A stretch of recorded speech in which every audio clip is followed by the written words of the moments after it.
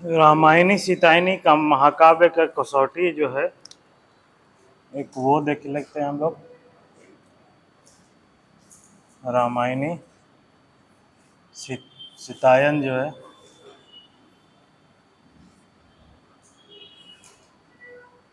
एक महाकाव्य का कसौटी। उसके बाद हम लोग देखेंगे महाकाव्य और खंड काव्य में अंतर। तीसरा देखेंगे हम लोग खंड काव्य। टोटल 6 है। मेवाड़ केसरी है,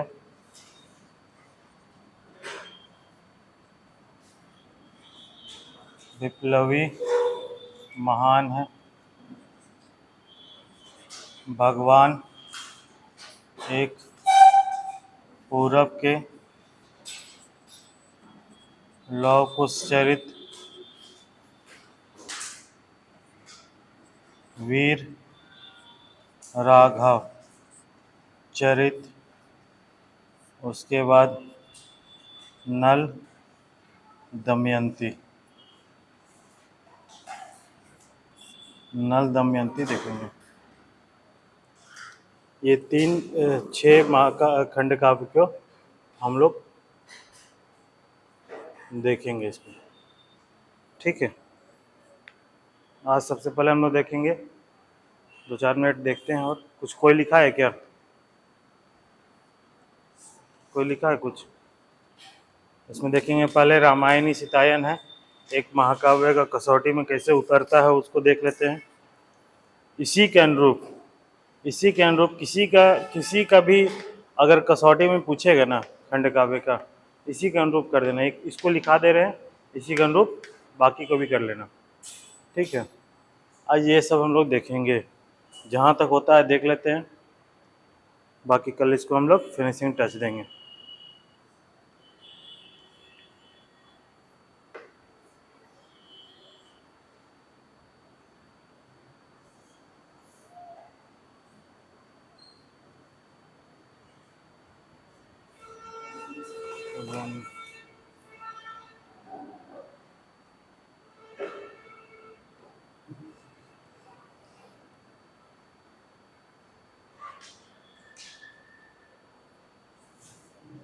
जहाँ तक होगा हम लोग इसको आज देखते हैं।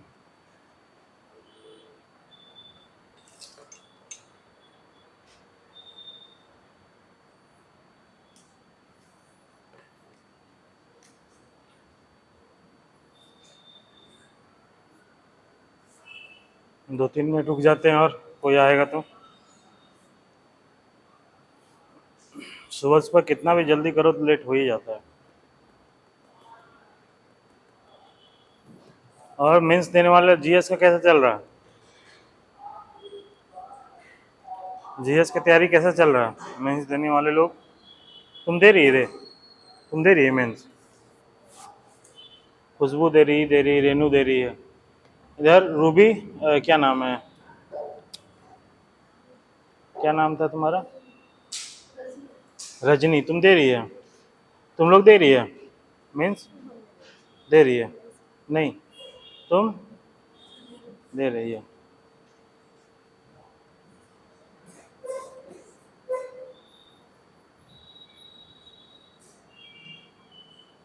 इसमें कुछ कुछ का जो डिटेल में जो वर्णन है ना, जब जैसे कि शारदा प्रसाद शर्मा है वगैरह का है, तो उसका हम लोग वहाँ पर भी साहित्यिक परिचय में भी इसका पाठ का उल्लेख करेंगे।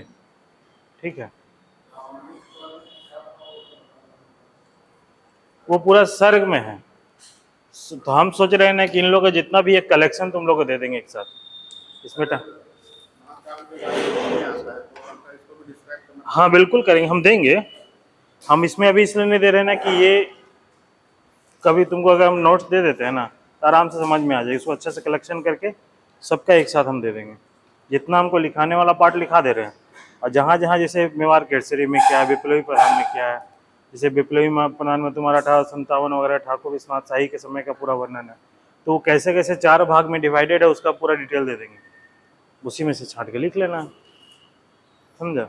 इसीलिए उसको हम अभी नहीं कर रहे हैं, मेन मेन चीज़ बता दे रहे हैं अभी। आओ जल्दी बैठो, चलो ठीक है ना, समझ में आ गया प्रवीण? वो हमको याद है, कुछ ऐसा मत कुछ भी चीज़ छोड़ने वाले हैं, कुछ नहीं छोड़ेंगे।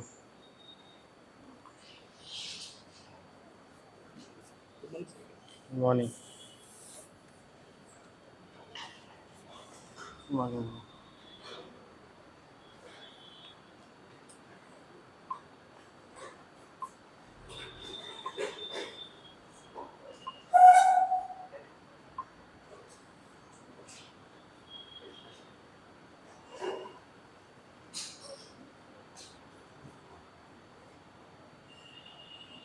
ठीक है, तो पहला है तुम्हारा रामायणी सीतायन एक महाकाव्य कर कसौटी कैसे है, इसका डिटेल सब हम देंगे, ठीक है। सबको हम शॉर्ट करके कलेक्शन बना दे रहे हैं, रामायणी सीतायनी का, मेवाड़ केसरी, विप्लवी महान, एक भगवान एक पूरब के, सबका हम एक शॉर्ट कंपाइल कर दे के एक पीडीएफ दे देंगे जिसमें इसका डिटेल दिया हुआ। अभी जो काम का चीज़ है उसको हम लिखा दे रहे हैं। इसमें है ना, जो पहला जो है ना, जैसे आज हम लोग पढ़ेंगे रामायणी सीतायन जो महाकाव्य था ना, वो महाकाव्य कैसे है उसको प्रूव करेंगे, ठीक है। उसी के तर्ज पे इसको लिखा दे रहे हैं, उसी के तर्ज पे अगर खंड काव्य में कोई भी आता है नीचे, मेवाड़ केसरी है, विप्लवी महान है, भगवान एक पूरब के, लव कुश चरित है, वीर राघव चरित है, नल दमयंती है, ये कोई भी रहेगा ना, अगर बोलेगा खंड काव्य है प्रूव करो, तो उसी के तर्ज पे इसको प्रूव करना है। तो एक हम इसलिए लिखा दे रहे हैं रामायणी सीतायन का। उसके बाद हम लोग महाकाव्य खंड काव्य में अंतर देखेंगे, क्या अंतर होता है। उसके बाद खंड काव्य का ये सब हम लोग जिक्र करेंगे, जितना भी 6 खंड काव्य है 6 खंड काव्य का हम लोग जिक्र करेंगे, ठीक है। और इसके अंदर का जो भी कंटेंट है पूरा डिटेल में उसको अच्छे से कंपाइल करके हम देंगे, ठीक है। चलो लिखो,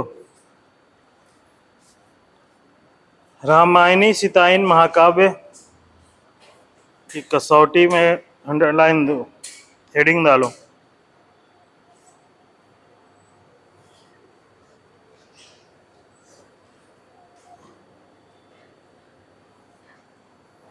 आचार्य पंडित मृत्युंजय नाथ शर्मा, आचार्य पंडित मृत्युंजय नाथ शर्मा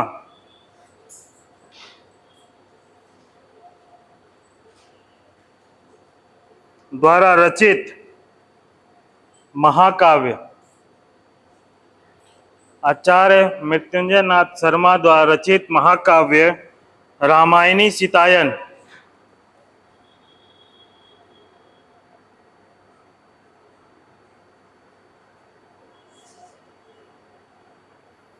महाकाव्य कर लक्षण,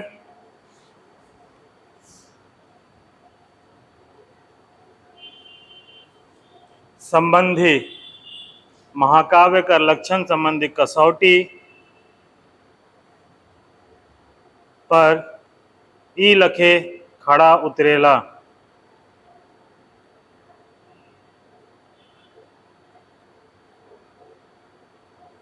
ई लखे खड़ा उतरेला। पॉइंट नंबर 1, रामायणी सीतायन महाकाव्य सर्गबद्ध आहे, सर्गबद्ध आहे। रामायणी सीतायन महाकाव्य सर्गबद्ध आहे।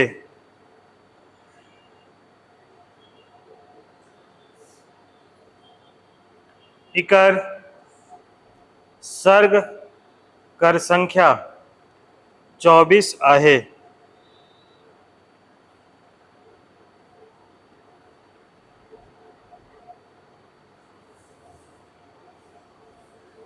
इकर सर्ग संख्या 24 आहे, जेके दुई भाग पूर्व खंड और उत्तर खंड में बांटल जाहे,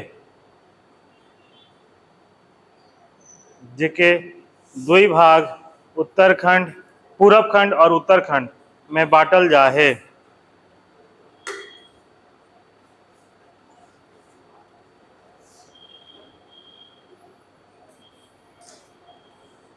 पूरब खंड में शुरुआत कर 1 से 12 सर्ग। पूरब खंड में शुरुआत कर 1 से 12 सर्ग और उत्तरखंड में आखिरी कर 12 सर्ग सम्मिलित करल जा है।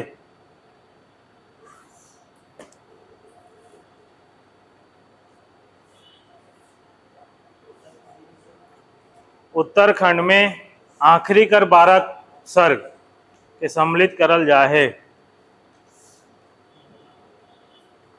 इसी में पैराग्राफ चेंज करो। ई लखे हमरे देखिला कि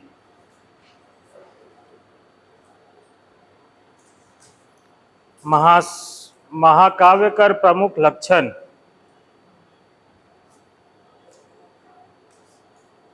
कर मुताबिक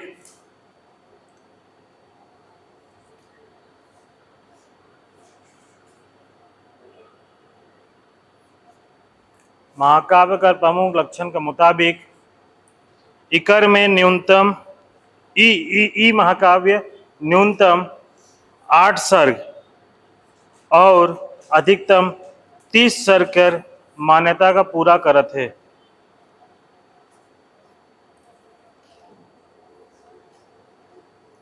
ये लखे हमने देखिला कि महाकाव्य में न्यूनतम 8 सर्ग और अधिकतम 30 सर्ग कर मान्यता के पूरा करत है। सेकेंड पॉइंट,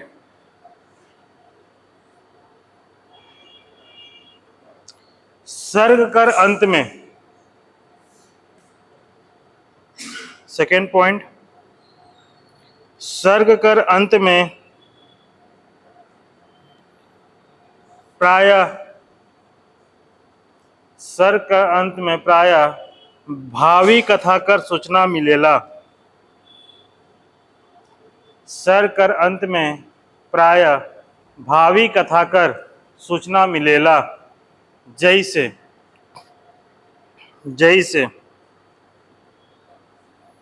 द्वितीय सर्ग कर अंत में, जैसे द्वितीय सर्ग कर अंत में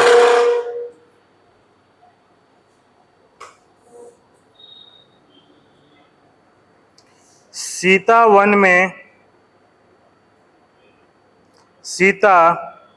वन में विचरण करे कर इच्छा राखेला।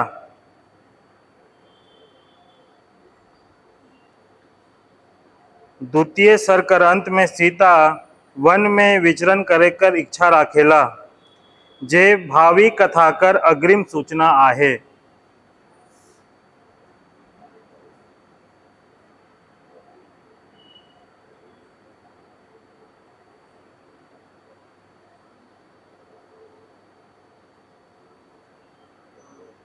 जे भावी कथा कर अग्रिम सूचना आहे। साथे साथ सर्ग कर अंत में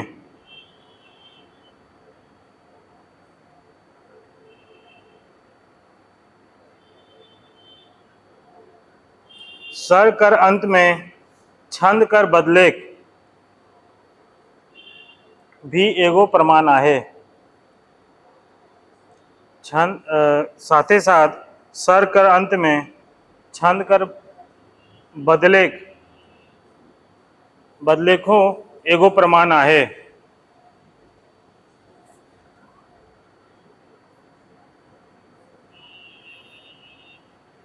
नेक्स्ट, छंद कर प्रयोग डैश कर दो। छंद का प्रयोग डैश। रामायणी सीतायन महाकाव्य में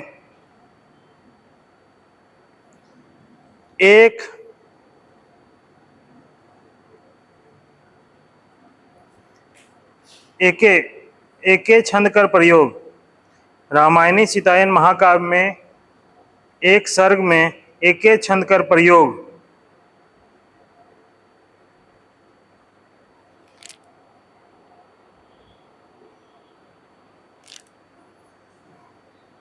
और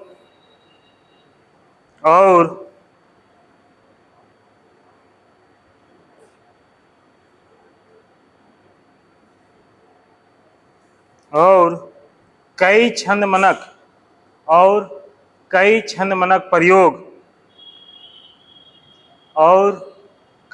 मनक प्रयोग दुइयो रूप में समान रूप से मिलेला।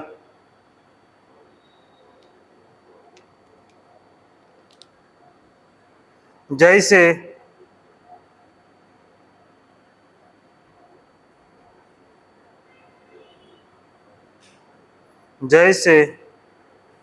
प्रथम सर्ग में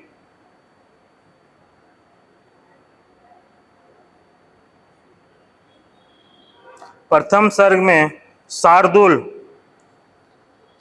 छंद करे प्रयोग। शार्दूल प्रथम सर्ग में शार्दूल छंद कर प्रयोग हुई है। मुदा शार्दूल प्रथम सर्ग में शार्दूल छंद कर प्रयोग हुई है। मुदा द्वितीय सर्ग में अनुष्टुप छंद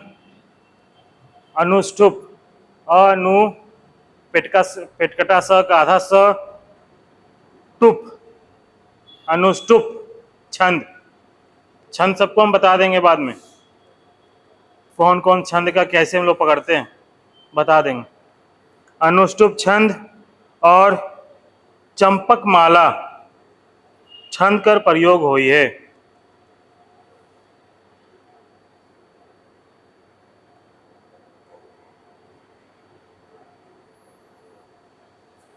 नेक्स्ट पॉइंट,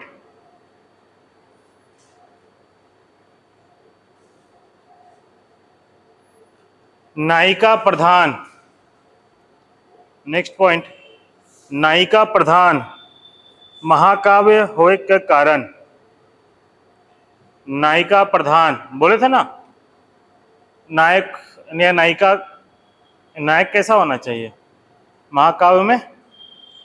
सूरवीर, अच्छा वंश का, उच्च कुल का उत्पन्न होना चाहिए, धीर पुरुष होना चाहिए या महिला होना चाहिए। ये चीज वही चीज लिख रहा है इसमें अगला पॉइंट में। नायिका प्रधान महाकाव्य होए के कारण सीतायन में सीता एक शूरवीर नायिका,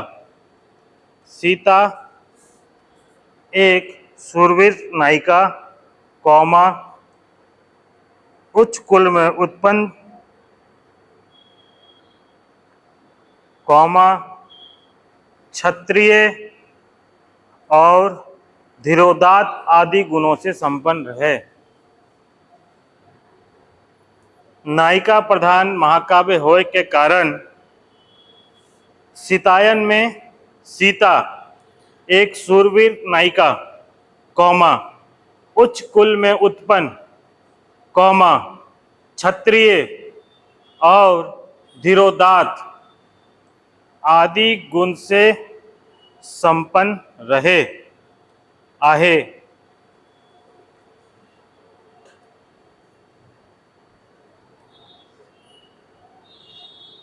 फिर से बोल दे, फिर छूट गया, फिर से सुन लो।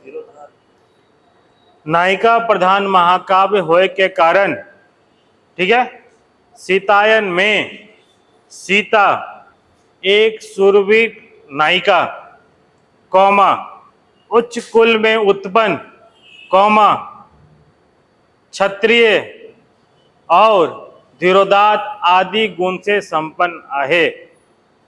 यही था ना नायक नायिका का, वो ध्यान रखो बस। नेक्स्ट पॉइंट, रस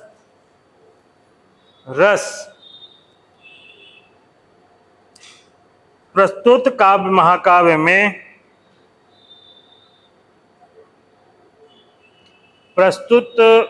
महाकाव्य में श्रृंगार रस कर प्रधानता मिलेला। यही वह अंगी कल जो बोले थे ना, एक अंगी रस होना चाहिए और एक अंग रस।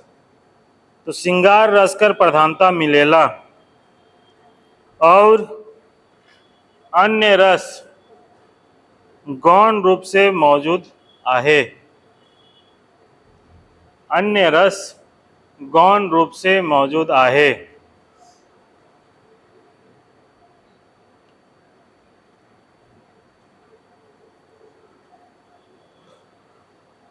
जैसे जैसे लंका विजय कर पाछे, लंका विजय कर पाछे राम सीता कर मिलन।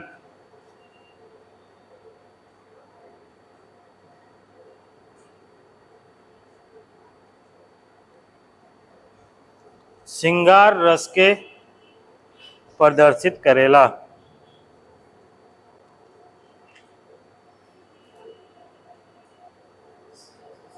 श्रृंगार रस के प्रदर्शित करेला। ओहें ओहें राम और रावण कर युद्ध वीर रस के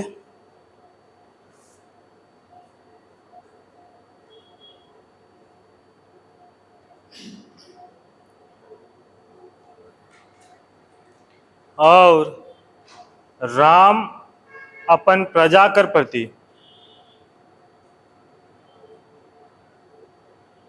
और प्रजा कर राम कर प्रति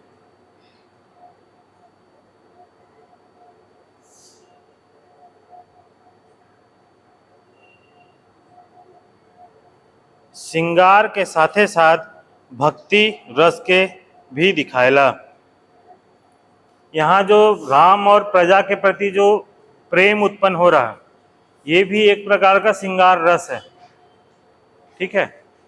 और प्रजा का राम के प्रति जो श्रद्धा भाव है, ये कहीं ना कहीं भक्ति रस को प्रदर्शित करता है। उसी तरह और भी सब जब रस को अच्छे से समझ जाओगे ना, तो हर कड़ी को निकाल के पता चल जाएगा कौन सा रस है। विभीषण को पूरा राजपाट दे दिया, इसको भी देखें तो अलग अलग पहलू देखेंगे। तो मेरा मेन केंद्र बिंदु कहाँ है? राम और सीता का जो वियोग था, उसी का मिलन है। उसके बाद वो अपना प्रजा संभाल रहा, सब कुछ कर रहा, आगे का सब कुछ है। उसके बाद सीता को फिर परीक्षा देना पड़ा था। एक प्रजा आके बोल दिया था, एक प्रजा आके राम को आके बोल दिया था तो 14 साल वनवास में रही है, तो कैसे? तो उसी में उसका फिर परीक्षा लिया था, तो वहां फिर भी वियोग रस है, इसीलिए श्रृंगार रस का प्रधानता है, ठीक है। नेक्स्ट, और कौन सा पॉइंट था? रस हो गया। और नेक्स्ट, कथा वस्तु लिखो। रामायणी सीतायन कर कथा वस्तु।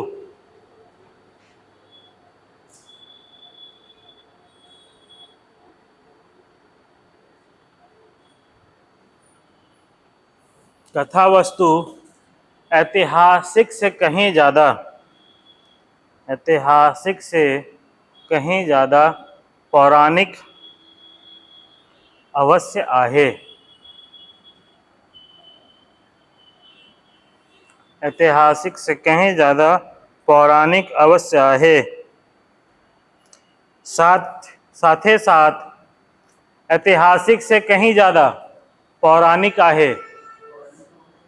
पौराणिक का मतलब बताओ रे, बताओ चचा को बताओ, पौराणिक का मतलब क्या होता है? ऋतु, पौराणिक का मतलब बताओ। ले तैसे ही लिख दे रहा रे, चलो इसको नहीं समझ में आया, पूछ लिया। पौराणिक का बहुत पुराना, और अच्छे से कोई मीनिंग बताओ। जो पुराण उड़ान से संबंधित रहा है ना उस समय काल, उसको कहते हैं हम लोग पौराणिक। सिंपल सा भाषा समझ लो। ऐतिहासिक किसको कहेंगे? दोनों में अंतर क्या बताएगा फिर?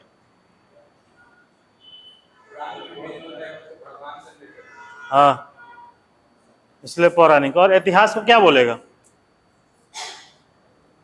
बोलो बोलो। जो पास्ट में हुआ है, जो इतिहास से संदर्भित है, पुराना। जो 100-200 साल पूरा पुराना जो चीज़ होगा उसको हम ऐतिहासिक बोल देंगे। हाँ हाँ ठीक है, बोल सकते हैं। समझ में आया? और किसी को तकलीफ समस्या? हाँ, नागपुरी किसको कहेंगे वो पता है ना? नागपुरी साहित्य कोई बोलता ही नहीं रे। अरे पगला पगली लोग। चलो अगले लिखो।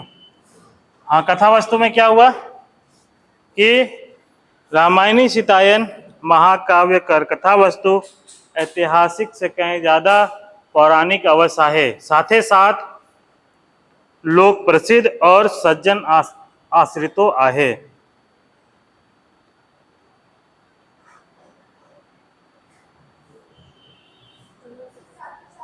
साथ ही साथ लोक प्रसिद्ध और सज्जन आश्रित आहे।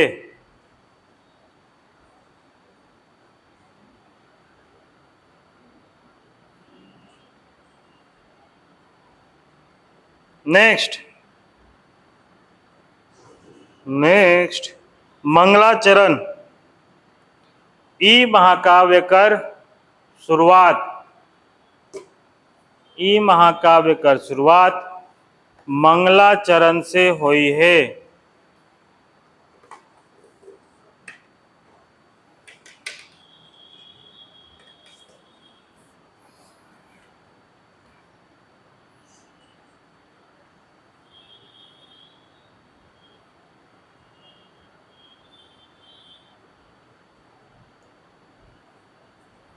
नेक्स्ट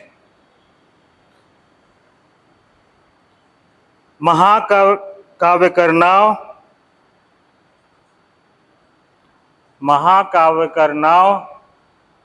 नायिका करनाव पर हुई है। महाकाव्य करनाव नायिका करनाव पर हुई है। जे लखे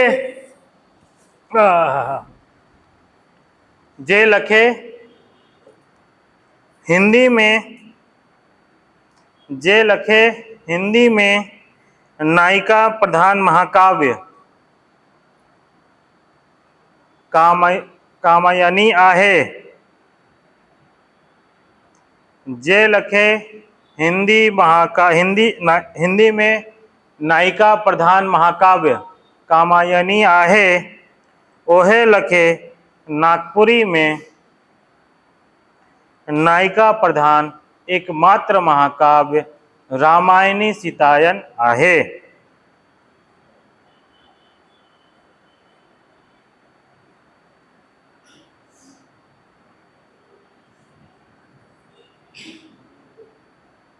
हाँ, क्या बोला? फिर से बोले चाचा। महाकाव्य करनाव नायिका करनाव में हुई है। जे लखे हिंदी में नायिका प्रधान महाकाव्य कामायनी आहे, ओहे लखे नागपुरी में नायिका प्रधान एकमात्र महाकाव्य रामायणी सीतायन आहे। हुआ चाचा? अभी भी नहीं हुआ? तुमको स्पेशल, तुम मेरे साथ आना जाना करना। कहाँ पे रहता है तुम? घोषणा कॉलेज? कहाँ? रांची में तो हमको ही मालूम था, अमेरिका से थोड़ी आया है, हमको ही मालूम है। युगांडा से थोड़ी आया है। यहाँ पे कहाँ रहता है? पुंदाग में? तो पुंदाग से उतना दूर कैसे आता है तुम? रास्ते से? अच्छा अच्छा, हम बोला जंगल से। अरे तो हम बोल रहे हैं हम उधर ही से आते हैं, तो मेरे साथ बैठ आया करना ना गाड़ी में, ठीक है? क्या रास्ता में मस्त चाय पीते आएंगे हम लोग दोनों, क्या बोलता है? चलो नेक्स्ट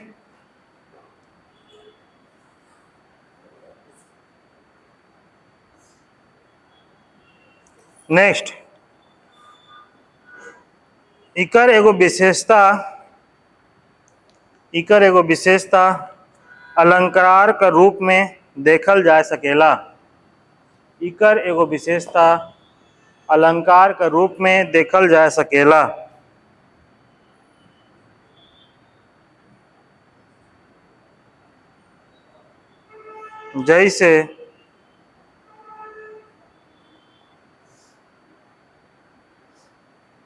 जैसे इकर में एक साथ एक साथ कई अलंकार का प्रयोग हुई है।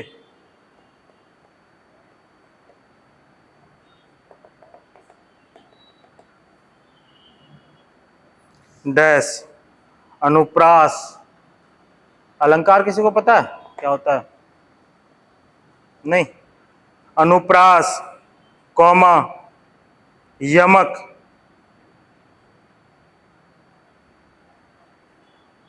कौमा, स्वभावोक्ति। स्वभाव लिख के उक्ति को संधि विच्छेद कर दो, कौमा, श्लेष आदि। रुको, एक दूसरे का मुंह देख रहा है। स्वभावोक्ति, कौमा, श्लेष, श्लेष अलंकार।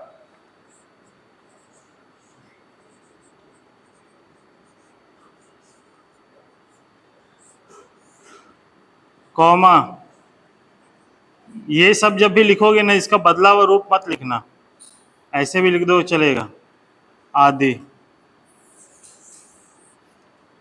है ना। ये सब अलंकार का है। उपमा अलंकार किसको कहते हैं? उपमा अलंकार का भी प्रयोग हुआ है। उपमा अलंकार किसको कहते हैं? हाँ हाँ, कोई अलंकार तुम कह रहे हैं, जैसे इसको कैसे बोले? चांद जैसा मुखड़ा तुम्हारा, कहते हैं ना। तो तुम्हारा चांद जैसा मुखड़ा करें, तो ये चांद के साथ तुम्हारा तुलना कर रहे हैं, वही हो गया तुम्हारा उपमा। क्या हुआ? कुछ छूटा? हाँ, कोई कहानी, कोई कष्ट? क्या? बोलो बोलो बोलो। अनुप्रास अलंकार बोला, मैं बता रहा हूँ। क्या क्या? सर मारे थे तो हम लिखे थे अनुप्रास अलंकार, एग्जांपल दिए, हाँ, बोला है वो खूब मारे। खून मारा था। क्या एग्जांपल था? एग्जांपल दिए कि चंदू के चाचा ने चंदू की चाची को चांदी और फिर लिख देंगे जब की आवृत्ति बार बार हो रही है।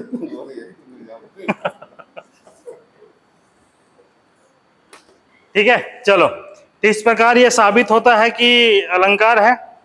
और इसमें जैसे मंगलाचरण होता है ना, एक चीज और तुमको बताना भूल गए थे कि जैसे मंगलाचरण भी हुआ ना, तो स्टार्ट हुआ, स्टार्ट के साथ साथ अगर मान लो महाकाव्य के अंतिम में, अंत में भी, अगर सबसे लास्ट में जब महाकाव्य को खत्म कर रहे हैं, उस वक्त भी किसी का स्तुति करते हैं ना, तो वो भी महाकाव्य के कैटेगरी में आएगा। पहला तो हम लोग देखे ही थे कि जो प्रारंभ होता है मंगलाचरण से, यह वस्तु निर्देशात्मक होना चाहिए। ये तो एक कसौटी को पूरा करता ही, साथ साथ क्या होता है उस महाकाव्य का अंतिम में अगर भगवान का किसी का स्तुति कर रहे हैं ना, तो भी वो महाकाव्य के कैटेगरी में आएगा। यहाँ पे क्या है, राम का स्तुति किया गया है इस महाकाव्य में, अंतिम में, वो भी महाकाव्य का कैटेगरी में उसको हम लोग मानते हैं। ठीक है, चलो नेक्स्ट टॉपिक है हम लोग का महाकाव्य खंड काव्य में अंतर। खंड काव्य का तो लक्षण लिख ही लोगे, कोई दिक्कत नहीं। बोलो न रे, बोलवे नहीं करता है। महाकाव्य खंड काव्य में अंतर लिखेगा, तुमको एक लाइन लिखा देते हैं। खंड काव्य का जब, जैसे कल हम संस्कृत का श्लोक बताए थे ना, उसमें 2 लाइन लिखो विश्वनाथ का, आचार्य विश्वनाथ का, खंड काव्य के लिए। ठीक है, हाँ क्या बोल रहा? खंड काव्य वो लक्षण तो बता ही, तो एक जैसा है, बस 2-3 चीज को अंतर करना। बोलेगा तो लिखवा देंगे, 2-3 चीज अंतर करना, बाकी सब चीज तो वही है। इसे सर्गात्मक कोई जरूरी नहीं है। खंड काव्य क्या हुआ, सर्गात्मक कोई जरूरी नहीं कि सर्ग में ही हो, पहला अंतर, बाकी सेम है, बता दे रहे हैं। बोलेगा तो लिखवा देंगे, लेकिन हमको लगा तुम लोग लिख लेगा इसमें, बाकी सब वही है। देखो चलो तो लिख के दिखाओ, तो हम दे रहे हैं सब पॉइंट।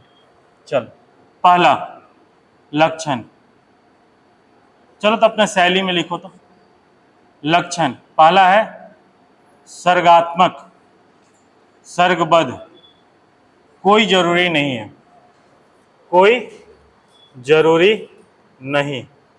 बेसिकली क्या होता है, भाग में विभाजित। ठीक है। दूसरा लक्षण, खंड काव्य क्या होता है, किसी एक घटना, पहलू, पक्ष का वर्णन मिलता है इसमें। व्यापक, व्यापकता, कर अभाव, जैसा महाकाव्य में मिलता है। ठीक है, ये डिफरेंस है। तीसरा, ये खंड काव्य होता है आकार में, आकार में लघु होता है। तीसरा चौथा, नायक, नायक भी होता है महाकाव्य की तरह। क्या होता है? उच्च कुल में उत्पन्न,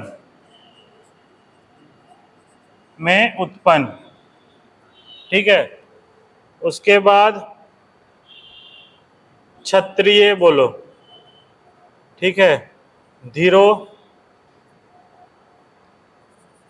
धीरोदात्त, ठीक है।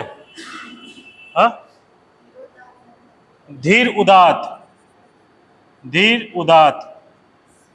पुरुष। धीर पुरुष को धीर किसको कहते हैं?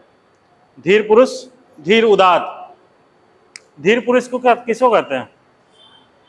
शांत, धैर्यवान, बलिष्ठ, मन से जो शक्तिशाली है उसी को कहते हैं धीरोदात्त, धीर पुरुष। नेक्स्ट, नायक हो गया। अगला क्या बच रहा? कथानक। क्या होगा? ऐतिहासिक, पौराणिक। जैसे 1857 में एक पक्ष का वर्णन कर देगा खंड काव्य में, ठीक है, सारा पूरा नहीं किया है, कथानक। अगला नामकरण। नामकरण किस पे होगा? या तो नायक पे होगा, या तो नायिका पे होगा, या किसी भगवान पे होगा, ठीक है। नायक नायिका का हो गया नामकरण, या भगवान के रूप में होगा, ठीक है। अगला, और क्या बोल रहा? रस। रस में भी वही रस प्रधान होना चाहिए, जिसमें एक प्रधान होगा और दूसरा गौण होगा। अगला, अलंकार से युक्त होना चाहिए, ठीक है। और कुछ छूट रहा है?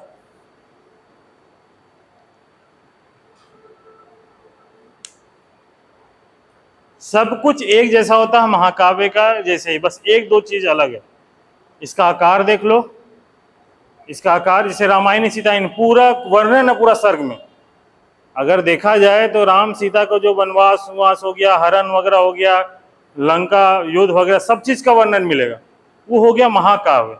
और यहाँ पर अगर हम सिर्फ और सिर्फ एक खंड काव्य बना देते, सीता का जो कौन सा वाटिका था यार, अशोक वाटिका, वो जो दृश्य है ना, अशोक वाटिका ना, हाँ ना, वही अशोक वाटिका, वहां का जो दृश्य है ना, उसी का एक काव्य बना देगा, उसी को कहेंगे खंड काव्य, ठीक है। ये वो एक छोटा सा पहलू को देख लेंगे, यही अंतर। और बाकी सब में एक जैसा है, नायक नायिका एक मिलेगा तुम्हारा, नामकरण वही मिलेगा, कथा वस्तु भी वही है, और कुछ अलग नहीं है। रस में भी वही है, अलंकार भी वही है। हाँ, धीरोदात्त, धीरोदात्त समझ में आया ऋतु? हाँ,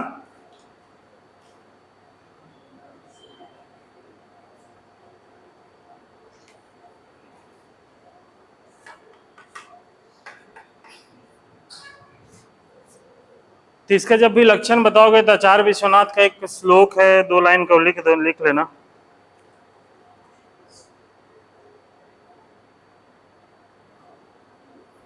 क्या लिखा हुआ है इसमें? जीवन का किसी एक पक्ष का चित्रण किया जाता है। प्रकृति चित्रण, प्रकृति चित्रण भी मिलेगा इसमें। प्रकृति चित्रण, ये हमेशा याद रखना, कोई भी काव्य में प्रकृति चित्रण, प्रकृति चित्रण ये मिलेगा इसमें। सब वही है महाकाव्य का, बस खाली एक दो पॉइंट ही है इसमें अलग होता है और कुछ नहीं है, ठीक है। अलग अलग भी रहेगा। रस कभी एक जगह नहीं रहता, एक नहीं रहता है। नहीं, अलग अलग रहे। एक खंड में भी डिफरेंट डिफरेंट पहलू का वर्णन होता है ना।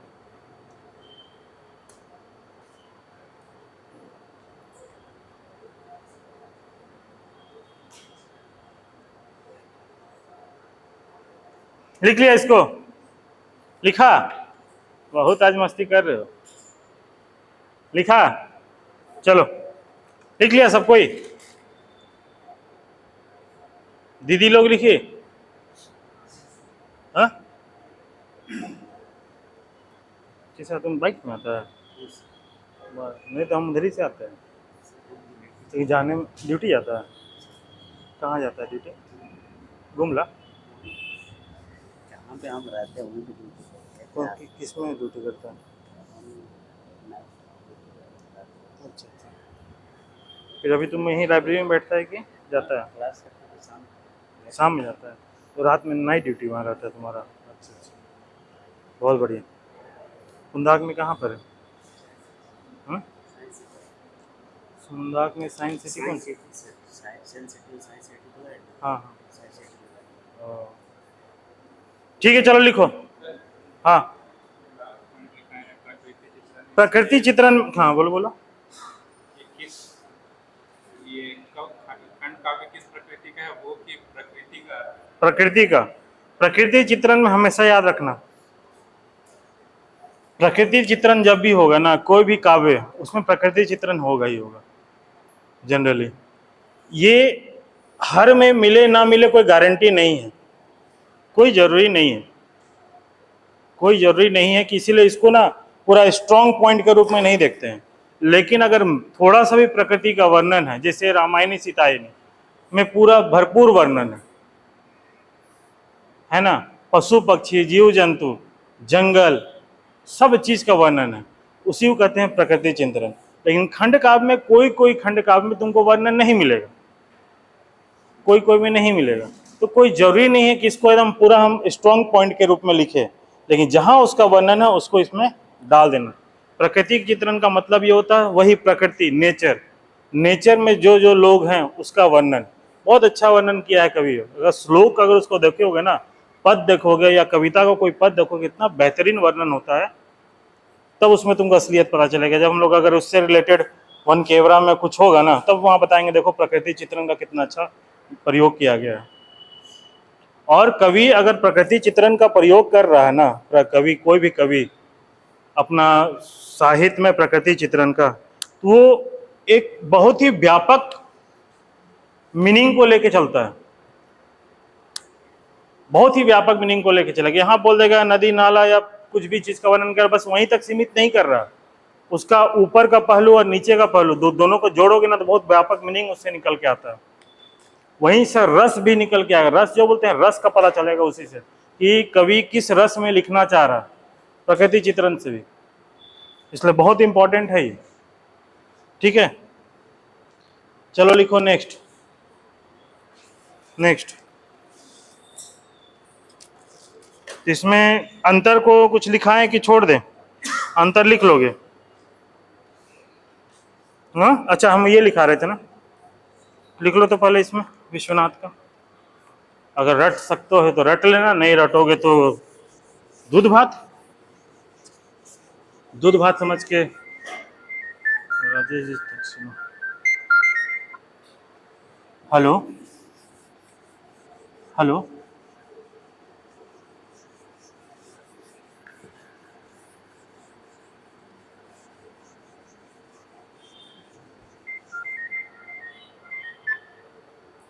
हेलो,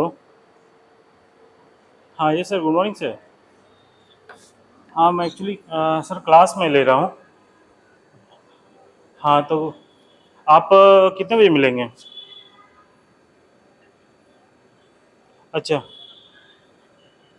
अच्छा, राकेश जी, हाँ एक नंबर मैसेज आया था, ठीक है हम उनसे बात कर लेंगे। हाँ क्योंकि आज नहीं, आज हमको जाना भी था, एक मीटिंग में हम रखे हुए थे सेकेंड हाफ में, तो जो भी मैटर वगैरह प्रोस्पेक्टस वगैरह है, स्टडी मटेरियल जो भी होगा आपको देना होगा, वो हमको आप दिलवा दीजिएगा, तो उनको हम जाकर देख लेंगे, ठीक है, दिखा देंगे, दे देंगे। ठीक है सर, हम क्लास से निकलेंगे तो फिर एक बार आपको हम फ़ोन कर लेंगे। ठीक सर।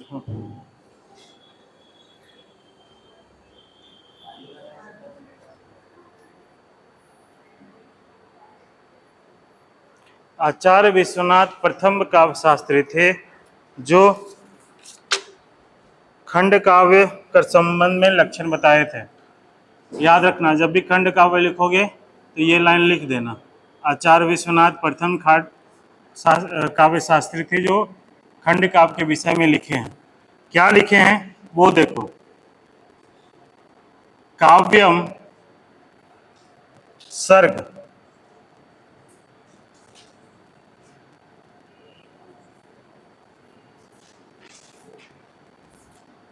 समुत्थितम, एकार्थ,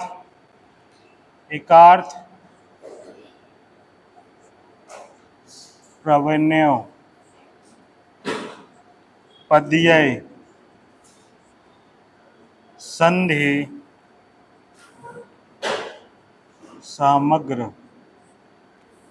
यर्चितम,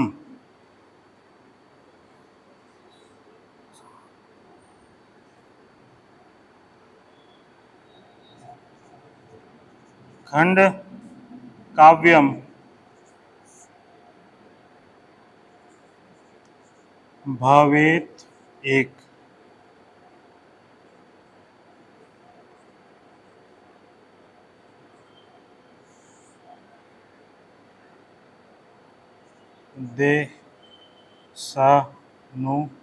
देशानुसारी च, इसको लिख लो।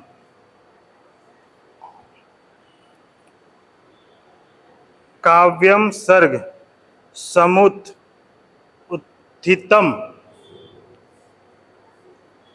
काव्यम सर्ग समुत उत्थितम, एक अर्थ, एकार्थ,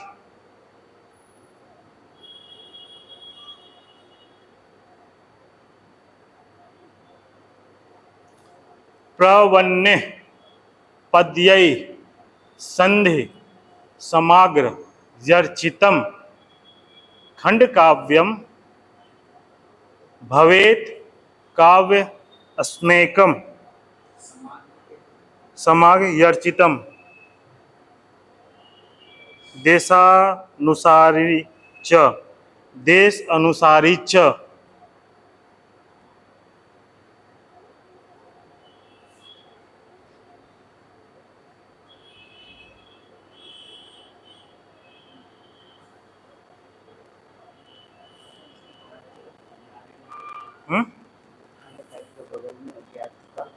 भवेत काव्य, काव्य लिखो, स्नैक,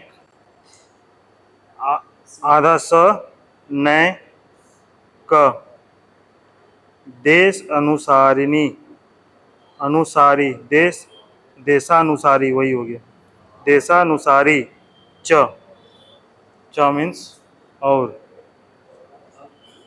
मीन्स और होता है संस्कृत में। इसको देख लो, ये सब लिखोगे तो अच्छा रहेगा, नहीं लिखोगे तो कोई दिक्कत नहीं है। हाँ, क्या बोल रहा? ये आचार्य विश्वनाथ का, वही पहली बार खंड काव्य के विषय में लिखे थे। ठीक है, ये सब लिखोगे ना तो बाकी सब जल्दी लिखने का कोई हिम्मत नहीं करेगा, लिख लोगे तो बहुत अच्छा है। चलो, खंड काव्य महाकाव्य में मंत्र लिखो तो लिखाते हैं।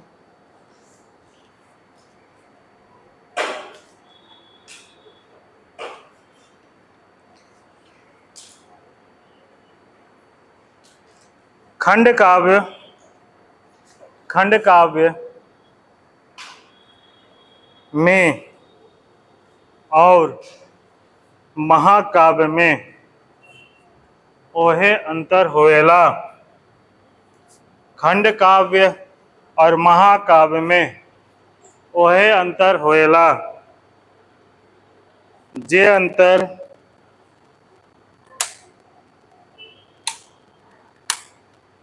अंतर कहानी और उपन्यास में,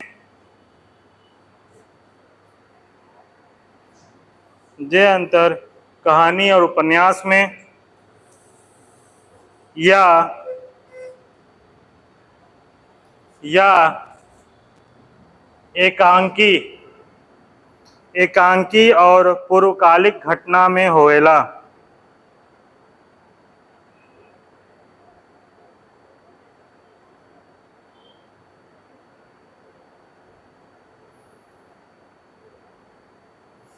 महाकाव्य एकांकी और पूर्णकालिक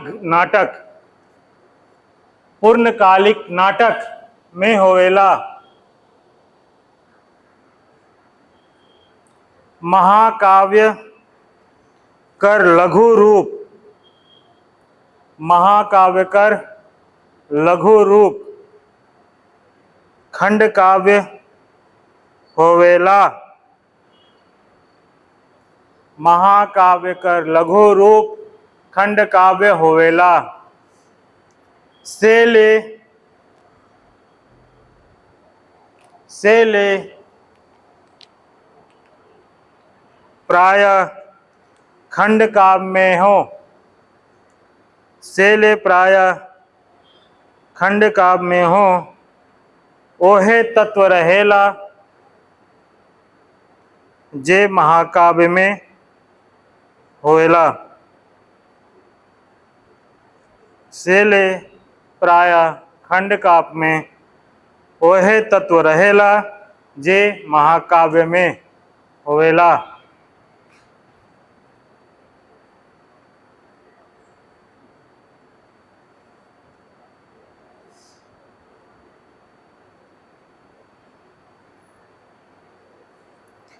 next point, next paragraph change कर दो।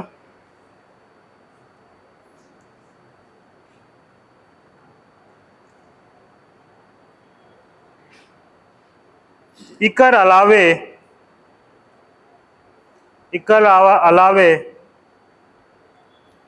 महाकाव्य में विस्तार कर तत्व मिलेला। तो खंड काव्य में संकोच मतलब संकुचित, समझी।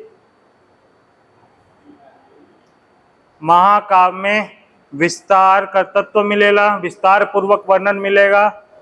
तो खंड काव्य में संकोच। खंड काव्य कर कथा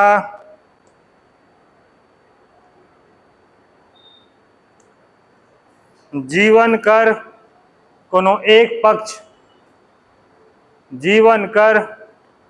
एक पक्ष कौमा एक घटना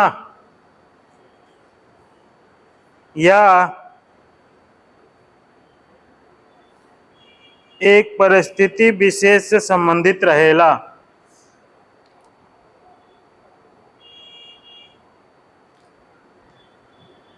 या एक परिस्थिति विशेष से संबंधित रहेला।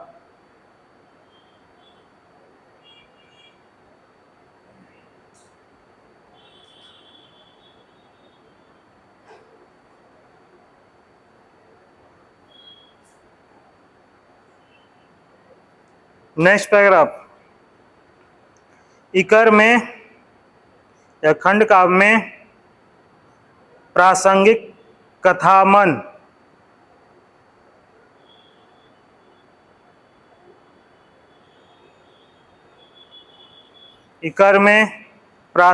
कथामन कम या नहियो हो सकेला।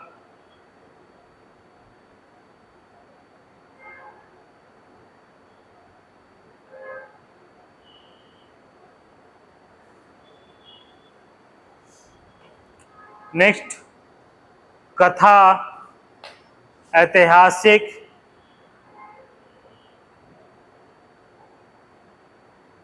पौराणिक या काल्पनिक हो सकेला।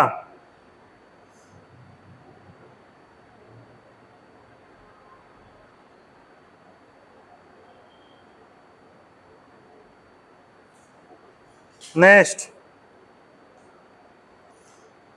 खंड काव्य कर चरित्र विकास सीमित होएला। खंड काव्य कर चरित्र विकास सीमित होएला। इसका कहने का मतलब क्या हो, कोई बता सकता है? खंड काव्य कर चरित्र विकास सीमित होएला, ऐसा कोई बता सकता है? इसका मीनिंग क्या होगा इस स्टेटमेंट का?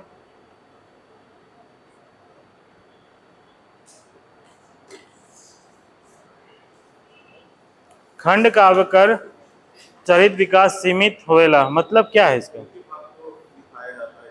ऑब्वियस सी बात है, एक ही पक्ष को दिखाया जा रहा है तो उसका बहुत ज्यादा व्यापक तो होगा नहीं, उसका एरिया तो सीमित ही होगा ना, इसलिए बोल रहा है उसका चरित्र विकास सीमित होता है। लेकिन जो भी चरित्र विकास होगा ना वो बहुत सजीव या मनोवैज्ञानिक दृष्टि से उसको मतलब उसका रूप लिया हुआ रहेगा। वो लिख लो। क्या लिखे हम लोग लिखे एकर चरित्र विकास सीमित होएला, फिर भी चरित्र कर विकास सजीव और मनोवैज्ञानिक होएला। चरित्र कर विकास सजीव और मनोवैज्ञानिक होवेला।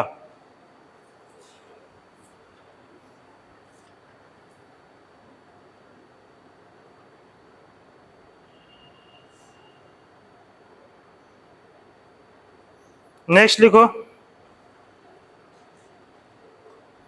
खंड काव्य कर उद्देश्य।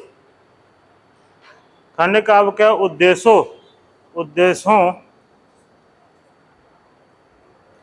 महान होवे चाहिए। मतलब वही बोल रहा है कि वही खंड काव्य होता है जो उसका एक बहुत अच्छा मीनिंग निकल के आ रहा है, उस पर्टिकुलर घटना का बहुत अच्छा संदेश हो रहा है, इसलिए उसको ऊपर निकाल के उसका एक खंड काव्य बनाया जाता है। वही लिख रहा है, खंड काव्य का उद्देश्य हो महान होवे चाहिए। भाषा शैली और प्रस्तुतिकरण में कलात्मकता होवे चाहिए। भाषा शैली और प्रस्तुतिकरण में कलात्मकता होवे चाहिए।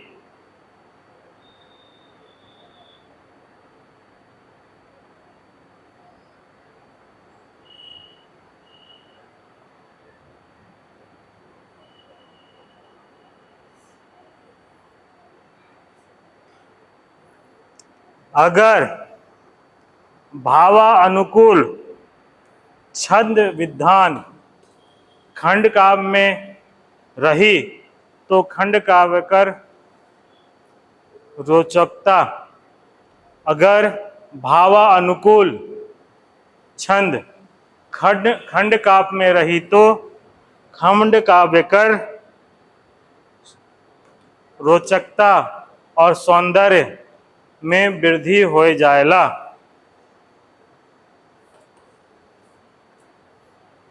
नेक्स्ट,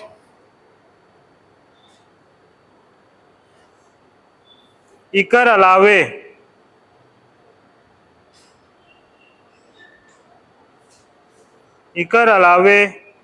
खंड काव्य में संवाद और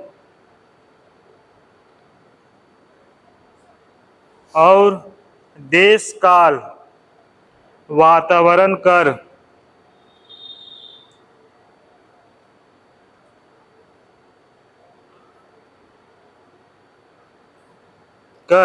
संक्षिप्त